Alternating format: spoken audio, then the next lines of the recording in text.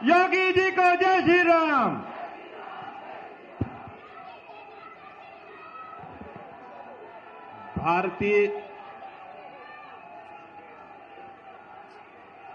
भारत माता की, भारत माता की, भारत माता की। वंदे वंदे वंदे। जगत जननी मां भगवती चंडी देवी और माता मनसा देवी के पावन दरबार को कोटि कोटि नमन करते हुए गुरुओं की साधना, उनकी भक्ति और शक्ति के इस अद्भुत संगम के चंडीगढ़ में आप सभी चंडीगढ़ वासियों का मैं हृदय से अभिनंदन करता हूं, स्वागत करता हूं। मंच पर उपस्थित भारतीय जनता पार्टी के प्रदेश के अध्यक्ष श्री जितेंद्र पाल मल्होत्रा जी, राष्ट्रीय उपाध्यक्ष सुश्री सरोज पांडे जी, माननीय सांसद श्रीमती किरण खैर जी, भारतीय जनता पार्टी के लोकप्रिय प्रत्याशी श्री संजय टंडन जी, उत्तर प्रदेश सरकार के पूर्व मंत्री और गाजियाबाद से जिन्होंने अभी चुनाव लड़ा है और वहां के भावी सांसद श्री अतुल गर्ग जी, भारतीय जनता पार्टी के उपाध्यक्षगण श्री रामवीर भट्टी जी, श्री शक्तिदेव साली जी, महामंत्रीगण श्री हुकुमचंद जी, श्री अमित जिंदल जी, मंच पर उपस्थित श्री विनोद शर्मा जी, कुलजीत संधू जी, और जिनके गाने ने पूरे देश में धूम मचा रखी है, ऐसे श्री कन्हैया मित्तल जी, उन्होंने 2022 में उत्तर प्रदेश विधानसभा के लिए गाना हनुमान जी की ही कृपा से रचित लिखा था और वह गाना आज जहां कहीं भी मैं जाता हूं मुझे वही सुनाई देता है कि जो राम को लाए हैं। और उन्होंने मुझे बताया कि अभी आपको सुनाया है। मुझे यह भी पता लगा है कि बगल में ही उनका मोहल्ला भी है। ऐसे कन्हैया मित्तल जी, गोपाल शुक्ला जी हमारे पूर्वांचल प्रकोष्ठ के अध्यक्ष हैं, पूर्व senior deputy mayor Shri Dilip Sharma ji, Anil Dubey ji, Harshankar Mishra ji, प्रदेश सचिव शशिशंकर तिवारी जी, नरेंद्र पांडे जी और भारी संख्या में चंडीगढ़ में उपस्थित मेरे सभी उपस्थित बहन और भाइयों, मैं सबसे पहले आज आप सबके बीच में यहां पर मर्यादा पुरुषोत्तम भगवान श्री राम की पावन जन्मभूमि से आया हूं। आप सबको राम राम।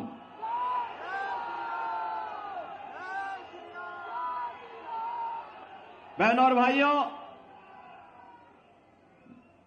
जगत जननी मां भगवती चंडी देवी और माता मनसा देवी के दरबार में गुरुओं की परंपरा के साथ जुड़ना अपने आप में हर व्यक्ति को आह्लादित कर देता है।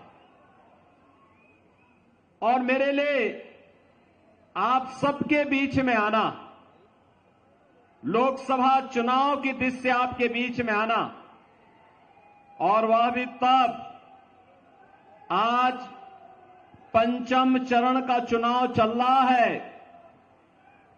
उत्तर प्रदेश की भी 14 लोकसभा सीट पर आज चुनाव हो रहे हैं।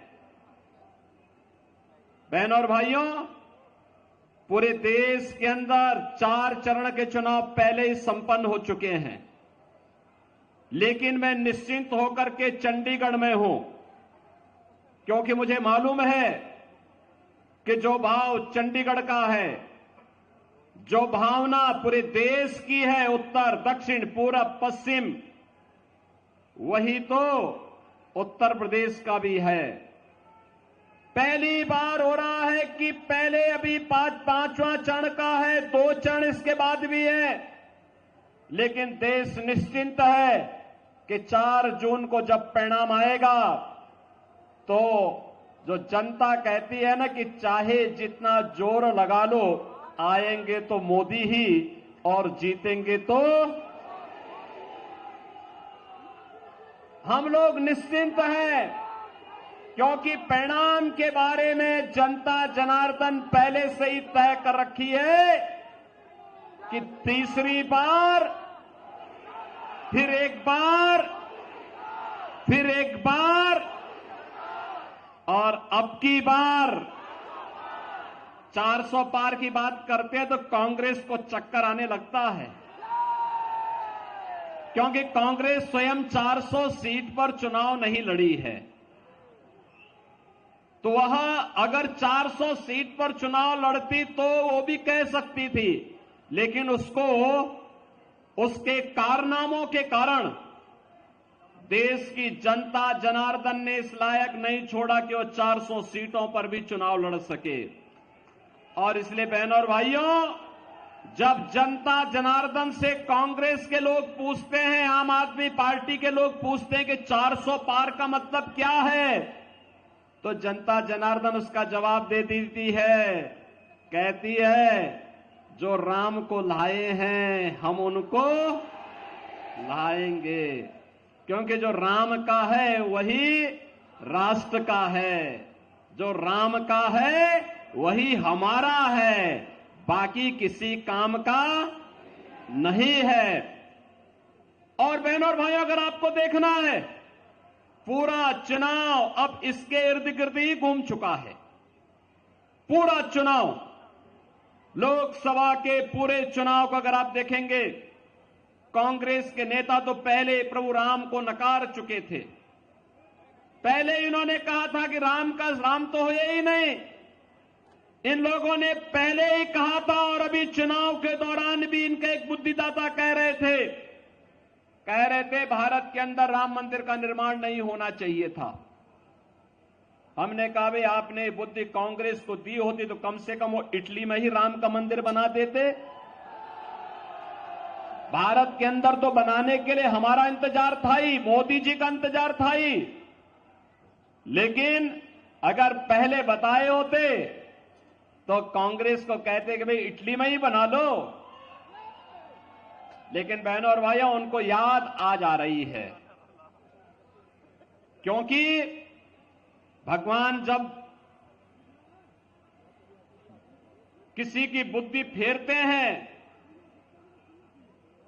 तो उसको पहले उल्टी बुद्धि दे देते हैं, विनाशकाले विपरीत बुद्धि। और ये आज कांग्रेस के अंदर आप देख सकते हैं, आज कांग्रेस उसी राह पर आगे बढ़ चुकी है। और इसके जितने भी अन्य सिपा सालार हैं, इनके सहयोगी दल हैं, वे भी राम मंदिर का विरोध कर रहे हैं। कोई कहता है राम मंदिर बेकार बना है, कोई कहता है राम मंदिर नहीं बनना चाहिए था।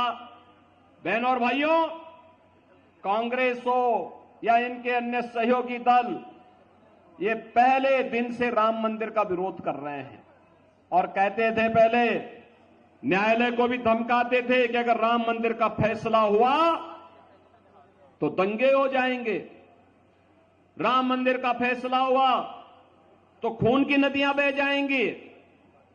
जब 2017 में मोदी जी के आह्वान पर भारतीय जनता पार्टी की सरकार उत्तर प्रदेश में बनी, लोगों ने पूछा कि क्या होगा, हमने कहा यूपी में अब दंगा नहीं होगा, कोई दंगा करेगा तो फिर उल्टा टांग देंगे उसको। और बहनों और भाइयों, आप तो सभी जाते होंगे, भाई देखो मेरा तो जन्म उत्तराखंड में हुआ था, मैं काम उत्तर प्रदेश में कर रहा हूं और पूर्वी उत्तर प्रदेश में काम कर रहा हूं, जो बिहार और उत्तर प्रदेश का जंक्शन है। हमारी बोली भोजपुरी है।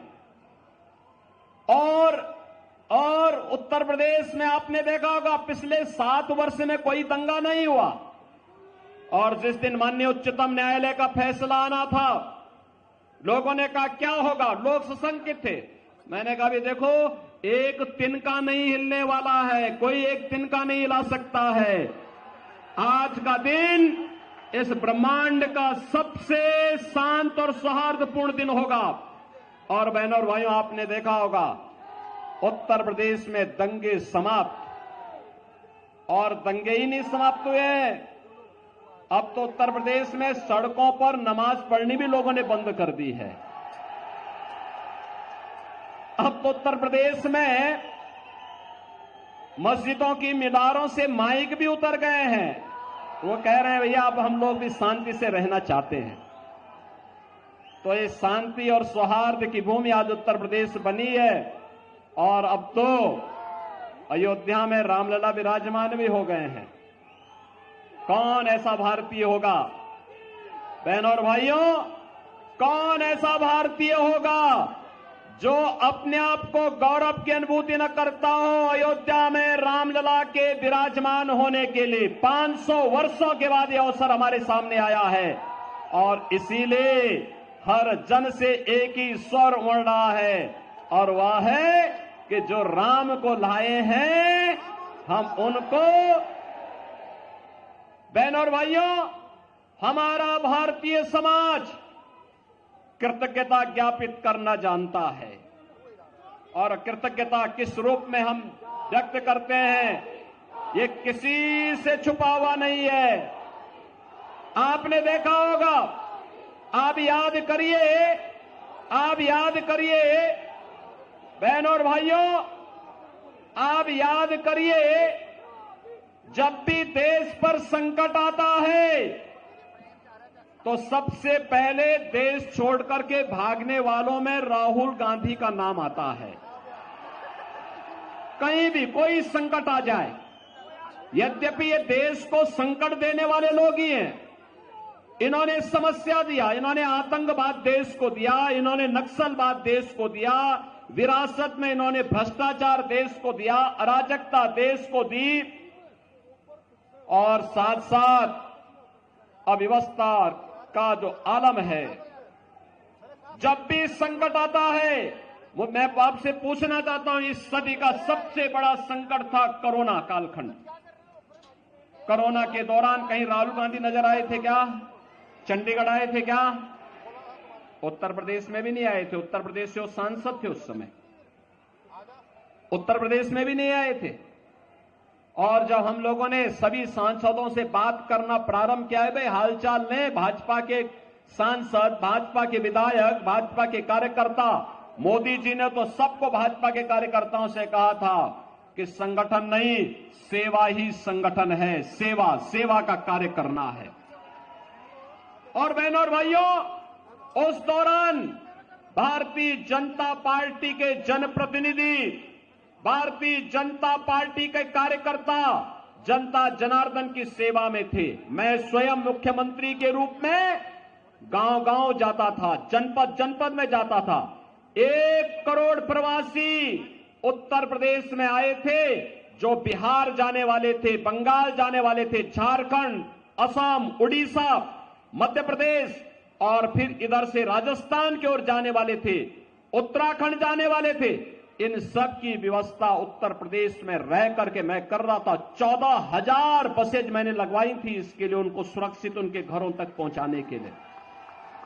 बहुत सारे लोग मुझसे कहते थे कि लॉकडाउन है, आप ऐसे क्यों कर रहे हैं? हमने कहा भी देखो, ये सब हमारे नागरिक हैं, उनका अधिकार है, और जो भी करना पड़ेगा हम जान पल खेल करके उनकी सेवा करेंगे, उनको सुरक्षित स्थान पर पहुंचाने का काम करेंगे।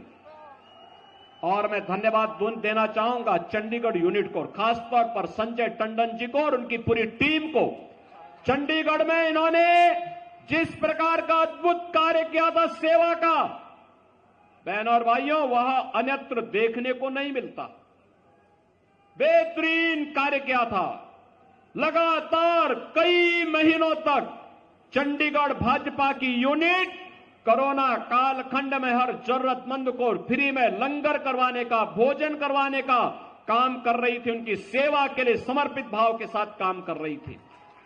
लेकिन बहन और भाइयों, मैं आपसे पूछना चाहता हूं, कहीं राहुल गांधी आए होंगे? कहीं नहीं नजर आए होंगे। अयोध्या में रामलला विराजमान भी हो गए हैं। कौन ऐसा भारतीय होगा?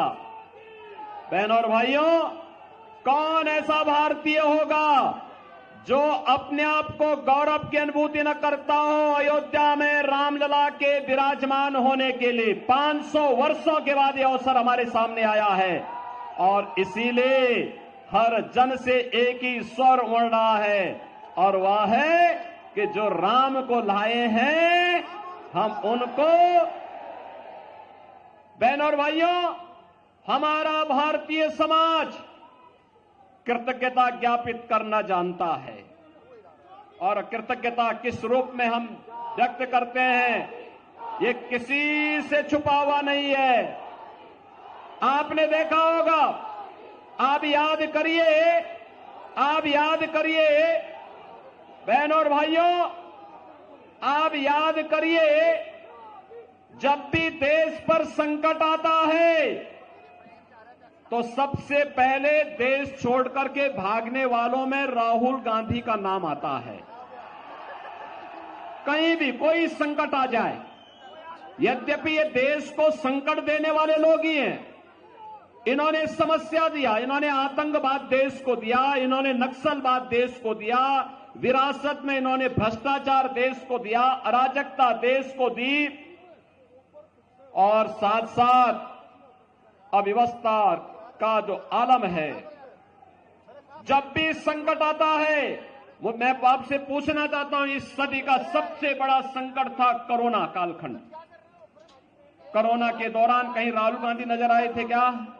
चंडीगढ़ आए थे क्या?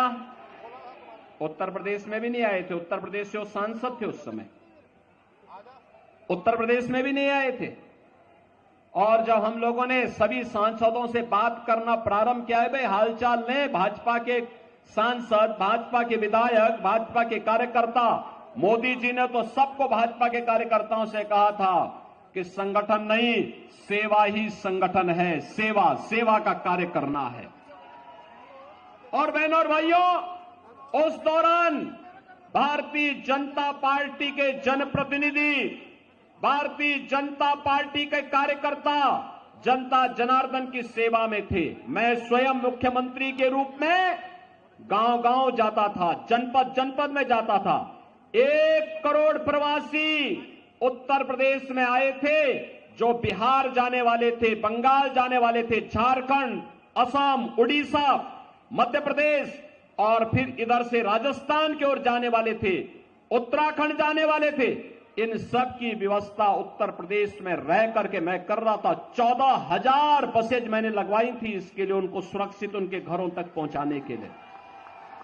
बहुत सारे लोग मुझसे कहते थे कि लॉकडाउन है, आप ऐसे क्यों कर रहे हैं? हमने कहा भी देखो, ये सब हमारे नागरिक हैं, उनका अधिकार है और जो भी करना पड़ेगा हम जान पल खेल करके उनकी सेवा करेंगे, उनको सुरक्षित स्थान पर पहुंचाने का काम करेंगे। और मैं धन्यवाद देना चाहूंगा चंडीगढ़ यूनिट को, खासतौर पर संजय टंडन जी को और उनकी पूरी टीम को।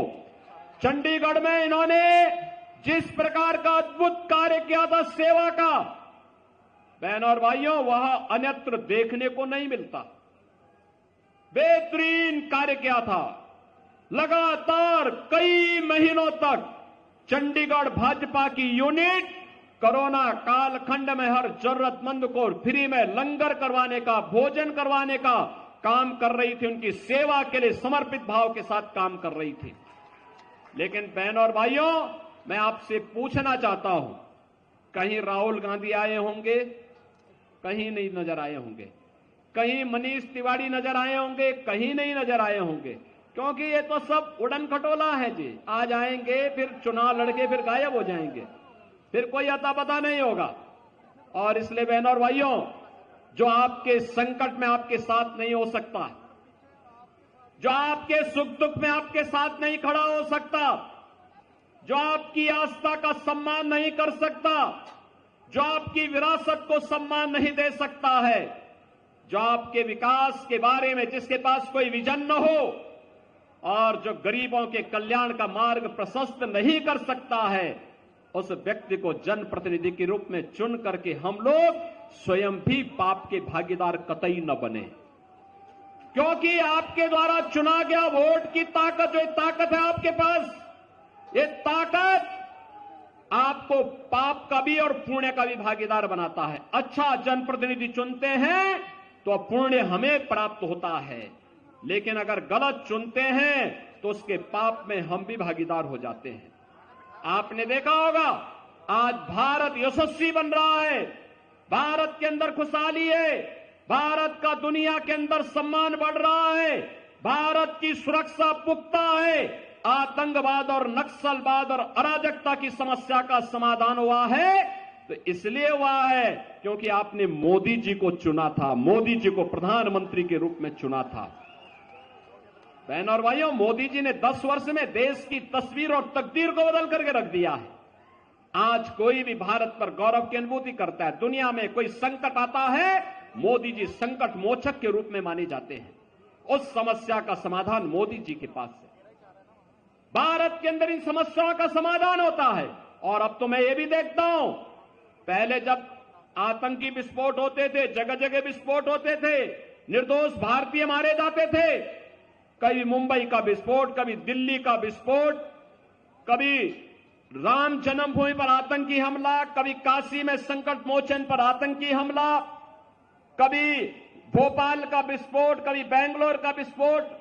मैं सांसद था और इसको संसद में मुद्दे को उठाते थे तो तत्कालीन कांग्रेस की सरकार क्या कहती थी? कहती थी कि आतंकवाद तो सीमा पार से है। और आज आतंकवाद का समाधान भी हुआ। अब तो पटाखा भी जोर से फट जाए ना तो पाकिस्तान पहले सफाई देता है, कहता मेरा हाथ नहीं है, मैंने इसमें कुछ नहीं किया है, क्योंकि उसे मालूम है ये नया भारत है, छेड़ता नहीं है, लेकिन कोई छेड़ता है तो छोड़ता भी नहीं है। और इसीलिए पाकिस्तान पहले सफाई दे देता है। दम होनी चाहिए, और दम आज मोदी जी के नेतृत्व में भाजपा की सरकार ने दिखाने का काम किया है। और इसलिए बहनों और भाइयों, आज हम आपके पास आए हैं कहने के लिए, आज आप देख रहे होंगे 10 वर्ष में मोदी जी के नेतृत्व में कितना बेहतरीन विकास देश के अंदर हुआ। 4 लेन की कनेक्टिविटी। आज से 12 वर्ष पहले मैं दिल्ली से चंडीगढ़ आया था बाई रोड, मुझे 10 घंटे लगे थे। और बहनों और भाइयों, आज के दिन पर हम 3 से 3.5 घंटे के अंदर दिल्ली से चंडीगढ़ आ सकते हैं। ये दूरी कम की है मोदी जी ने। ट्रेन में वंदे भारत, अमृत भारत और अमृत नमो Bharat train, world class train की सुविधा आज मिल रही है। मेट्रो की सुविधा मिल रही है। IIT, IIM, AIIMS, IIIT, NIT और वर्ल्ड क्लास यूनिवर्सिटी बन रही है। हर घर नल और नल में जल, ये भी RO का जल, ये काम भी मोदी जी के द्वारा पूरे देश के अंदर किया जा रहा है। बहनों और भाइयों, विकास भी है। याद करिए कांग्रेस की सरकार के समय गरीब भूख से मरता था, गरीबों को राशन नहीं मिलता था, और मोदी जी देश के अंदर 80 करोड़ लोगों को फ्री में राशन दे रहे हैं। और राशन की सुविधा भी ऐसी कि हमारे यूपी और बिहार का भाई तो कोई होगा, अगर कार्ड यूपी में है या बिहार में है, राशन चंडीगढ़ में ले सकता है। 1 नेशन 1 राशन कार्ड की व्यवस्था यह भी मोदी जी ने दी। आयुष्मान भारत का कार्ड 60 करोड़ लोगों को दे दिया गया है, और 5 लाख रुपए तक का उपचार वे कहीं भी करा सकते हैं। और यही नहीं, अभी तो मोदी जी ने कहा है कि तीसरी बार आते ही 70 वर्ष के ऊपर के हर व्यक्ति को प्रतिवर्ष 5 लाख रुपए की आयुष्मान भारत का कार्ड की सुविधा उपलब्ध करवाएंगे। बहनों और भाइयों, कांग्रेस के पहले एक प्रधानमंत्री ने वक्तव्य दिया था कि हम 100 पैसा भेजते हैं, नीचे 15 पैसा ही पहुंचता है। 85 पैसा कांग्रेस के दलाल खा जाते थे, यही था ना। और मोदी जी ने हर गरीब का खाता खोल दिया। 100 पैसा दिल्ली से भेजते हैं, 100 का 100 पैसा उसके खाते में जाता है, बीच में कोई मध्यस्थ नहीं। का सुशासन की यह सबसे अच्छी, सबसे सटीक उदाहरण है। पैसा आपके खाते में जा रहा है। किसान कांग्रेस के समय आत्महत्या करता था, आज 12 करोड़ किसानों को किसान सम्मान निधि का लाभ प्राप्त हो रहा है। 12 करोड़ घरों में शौचालय का निर्माण हो गया है। 10 करोड़ घरों में उज्ज्वला योजना का सिलेंडर पहुंच गया है। और बहनों और भाइयों, 4 करोड़ गरीबों के घर बन गए हैं। और मोदी जी ने कहा कि इस बार आएंगे, आते ही शेष बचे हुए परिवारों को भी एक एक आवास उपलब्ध करवाने का काम करेंगे। अभी से कार्य योजना बन चुकी है। बहनों और भाइयों, मैं पूछना चाहता हूं कि मोदी जी ने एक लंबी फेहरिस्त है लोक कल्याण की, गरीबों के लिए, वंचितों के लिए, दलितों के लिए, समाज के विभिन्न तबके के लिए उन्होंने काम किया। क्या किसी की जाति, किसी का मत, किसी का मजहब, किसी के क्षेत्र या किसी भाषा को देखा? नहीं। उनका तो मंत्र था सबका साथ और सबका विकास। उनका मंत्र ये नहीं था जो कांग्रेस कहती थी कि देश के संसाधनों पर पहला अधिकार मुसलमानों का है। कहां देश का हिंदू जाएगा, कहां सिख जाएगा? और अभी तो सिटीजनशिप अमेंडमेंट एक्ट लागू हुआ है। आप देखो, हिंदू और सिख, बौद्ध और जैनी, इन सभी लोगों को जो प्रताड़ित थे पाकिस्तान में, बांग्लादेश में, अफगानिस्तान में, जैसे ही नागरिकता देनी प्रारंभ हुई, आप देखें कांग्रेस के पेट में दर्द होने लग गया। कह रहे सब क्यों कर रहे हैं? अरे भाई, पीड़ित मानवता की सेवा भारत नहीं करेगा तो कौन करेगा? लेकिन एक कांग्रेसियों को देखो ना, ये दुर्बुद्धि है। इनके अंदर दुर्योधन की आत्मा प्रवेश कर गई है। ये मानने वाले नहीं है। और इसीलिए उस समय कहते थे कि भारत के संसाधनों पर पहला अधिकार मुसलमानों का है। और हम कहते थे कहां जाएगा हमारा हिंदू, कहां जाएगा हमारा दलित? आपने देखा होगा, मोदी जी ने अयोध्या में रामलला को विराजमान करा दिया। और रामलला को विराजमान कराने के बाद पहले रामलला को विराजमान बाद में कराया। पहले अयोध्या में हम लोगों ने इंटरनेशनल एयरपोर्ट बनाया है। उस इंटरनेशनल एयरपोर्ट का नाम महर्षि वाल्मीकि के नाम पर किया है। महर्षि वाल्मीकि, जिन्होंने राम से हमारा साक्षात्कार कराया, उनके नाम पर अयोध्या का एयरपोर्ट। और इसीलिए मैं वाल्मीकि समुदाय से भी कहना चाहूंगा, आइए ना अयोध्या में, वाल्मीकि जी की गुण गाथा को आप अयोध्या में देख करके सम्मान का अनुभव करेंगे। राम के साथ अपना संवाद और अपना संबंध जोड़ करके गौरव की अनुभूति करेंगे। और हम लोगों के लिए तो ऐसा कार्य हो गया है कि लोग भी अच्छा, आप सबसे मैं कहूंगा, आप कह सकते हैं वर्तमान पीढ़ी से कि हां, अयोध्या में राम मंदिर का निर्माण हमने कराया है। आप बोलिए, जोर से बोलिए। नेतृत्व मोदी जी का है, कोई संदेह नहीं। लेकिन मोदी जी को ताकत आपके वोट से मिलती है। कमल चुनाव चिन्ह पर जो वोट आप देते हैं, ये सीधे मोदी जी के पास जाता है। वो मोदी जी की ताकत होती है। और तब मोदी जी इतने कड़े फैसले लेने में सहमत होते हैं। और इसलिए बहनों और भाइयों, आज मैं आपके पास आया हूं यही कहने के लिए, कांग्रेस और आम आदमी पार्टी का गठबंधन, बहनों और भाइयों, ये गठबंधन नहीं है, यह तो है मिलकर के जीतेंगे तो साथ साथ लूटेंगे। लूटने के लिए है, कल्याण करने के लिए नहीं है। देख रहे हो ना पंजाब में कैसे माफिया और अपराधी अभी होकर के चलते हैं। अरे हमने यूपी के अंदर ये सभी माफियाओं को उल्टा टांग दिया है, टांग दिया सबको। यूपी में आप देखते होंगे जितने दुर्दांत माफिया थे, उन सबकी कब्रों में कोई मरसिया पड़ने के लिए भी नहीं बचा हुआ है। कोई नहीं पड़ता जी, कोई पूछता नहीं। ये कांग्रेस के लोगों के लिए अब केवल माफियाओं के लिए मातम मनाने के लिए इनको छोड़ दीजिए। ये लोग नहीं लड़ पाएंगे इन माफियाओं के साथ। इनके खिलाफ भाजपा लड़ेगी, भाजपा। और इसीलिए मैं आपसे कहने के लिए आया हूं, ये गुमराह करेंगे, झूठ बोलेंगे, तमाम प्रकार के अफवाह फैलाएंगे। बहनों और भाइयों, अब मुझे कहने में कोई संकोच नहीं कि कांग्रेस आम आदमी पार्टी के साथ गठजोड़ क्यों की है। इसलिए किया है क्योंकि पहले इन्होंने देश को बांटा, फिर समाज को बांटा, अब इनकी नजर आपकी प्रॉपर्टी पर पड़ गई है। आपने देखिए कांग्रेस के एक बुद्धिदाता ने क्या कहा है कि कांग्रेस सरकार में आएगी तो सभी की संपत्ति की सर्वे करवाएगी और फिर विरासत टैक्स लगाई। विरासत टैक्स का मतलब जानते हैं? आपके बाप दादों की जो प्रॉपर्टी होगी, जो संपत्ति होगी, जो पैसा होगा, जो जेवर होगा, जो जमीन होगी, जो मकान होगा, उसमें से आधा ये कांग्रेस के लोग लेकर के मुसलमानों को आवंटित कर देंगे। क्या आप इसको स्वीकार करेंगे क्या? अरे ये तो इतिहास में हमने एक मुगल बादशाह का नाम सुना था, औरंगजेब का। औरंगजेब ने हिंदुओं पर जजिया कर लगाया था, कहा था या तो इस्लाम स्वीकार करो और नहीं तो जजिया कर दो।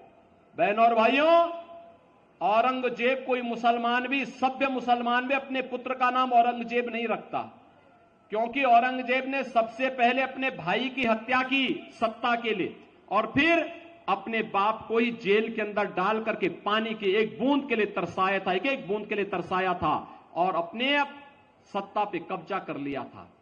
हिंदुओं के मंदिर तोड़े, उसके खिलाफ उस समय हिंदू राजाओं ने छत्रपति शिवाजी महाराज के नेतृत्व में एक बड़ी लड़ाई लड़ी थी। गुरुओं ने बड़ी लड़ाई लड़ी थी, सिख गुरुओं ने उसके खिलाफ लड़ाई लड़ी थी। कश्मीर के हिंदुओं को बचाने का काम गुरु तेग बहादुर जी महाराज ने उस कालखंड में किया था। बहनों और भाइयों, आज मैं आपसे कहने के लिए ही आया हूं, ये कांग्रेस के अंदर औरंगजेब की आत्मा घुस चुकी है। हमें देश के अंदर दूसरा औरंगजेब नहीं पैदा होने देना है। ये भारत, एक भारत श्रेष्ठ भारत तो मोदी जी ने 10 वर्ष में बनाया है। हमें भारत को अब आत्मनिर्भर और विकसित भारत बनाने के मोदी जी के संकल्प के साथ जुड़ना है, जिससे हर नौजवान के हाथों को रोजगार दे सके, हर व्यापारी और बेटी की सुरक्षा सुनिश्चित कर सके, प्रत्येक नागरिक के चेहरे पर खुशहाली ला सके। इसके लिए भाजपा आवश्यक है और इसीलिए मैं चंडीगढ़ में आया हूं कि मोदी जी को तीसरा कार्यकाल दीजिए।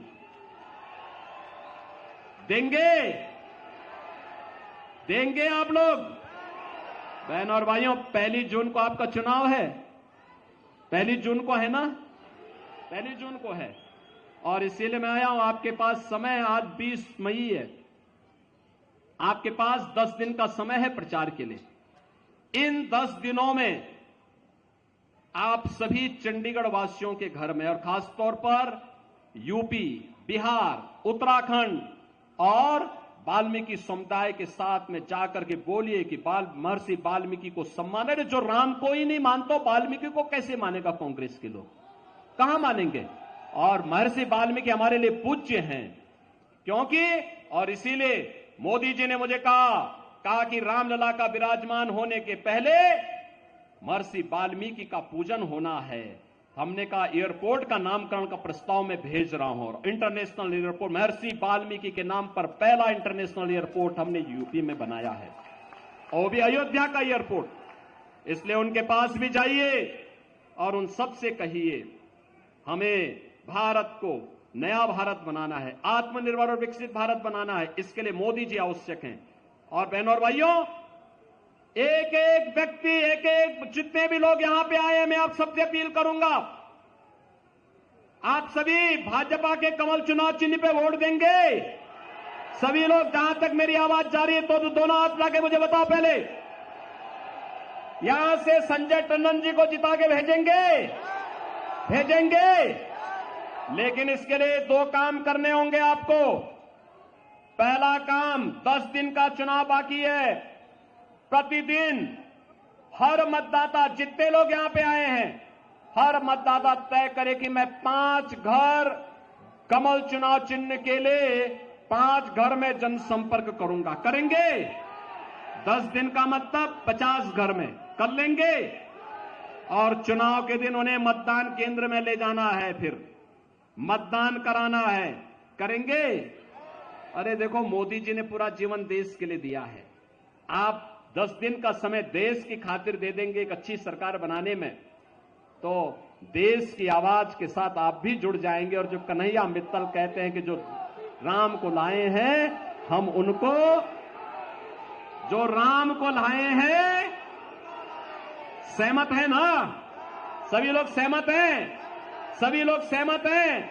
दोनों हाथ लगा के बताओ मुझे, जहां तक पीछे तक, जहां तक मेरी आवाज जा रही है, सभी लोग सहमत हैं? तो मेरे साथ बोलेंगे, भारत माता की, भारत माता की, भारत माता की जय श्री राम, जय जय श्री राम।